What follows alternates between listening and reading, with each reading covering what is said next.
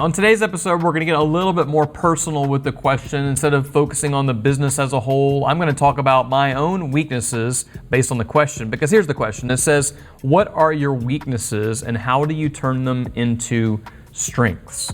Great question. This is a very popular interview question, and what a lot of people like to do is they go, well, I'm kind of a perfectionist and just like to get everything right, so that's really a weakness for me. Don't ever say that, especially if you're interviewing with me. It's a horrible answer to the question. That's probably not actually your weakness. I have a lot of weaknesses. I interrupt people too much. Sometimes I speak too quickly and don't allow others to speak first. And as a leader, that's a major problem, because ultimately, if you're in a room of people and you are the owner of the business, or your title says CEO or president or something at that level, when you speak, it carries significant weight and it can prevent others from speaking. And so one of my biggest weaknesses is talking too fast, and I don't mean speed, although sometimes I talk too fast as well.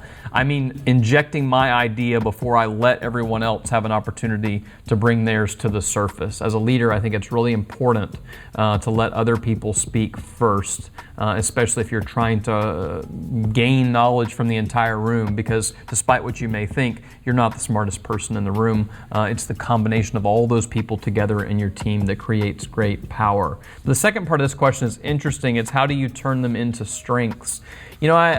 My perspective on this is a little bit different. I don't think that my weakness is going to get turned into a strength. In fact, I think it's dangerous sometimes when people spend so much time focused on their weaknesses and trying to improve them, because here's what often happens. Let's say somebody is weak in a particular area and they're like a 2 out of 10 in something, and they work really hard on it and they get twice as good. They're still only a 4 out of 10, which is not very good. Where if you're a 7 out of 10 at something and you work really hard on that, now maybe you're going to be a 10 out of 10 after that. So I would rather focus on my strengths, but as it relates to my weaknesses, what I need to be doing is be aware of those things. Because there's a difference too between personal weaknesses, which is one that I kind of like mentioned, and like a skill set weakness. Like I might not be a very good photographer and I could work on that, or I might not be a very good writer and I could work on that. That's a skill set weakness versus like a personal weakness, which is I inject my ideas too soon. I speak too fast. That's a personal weakness.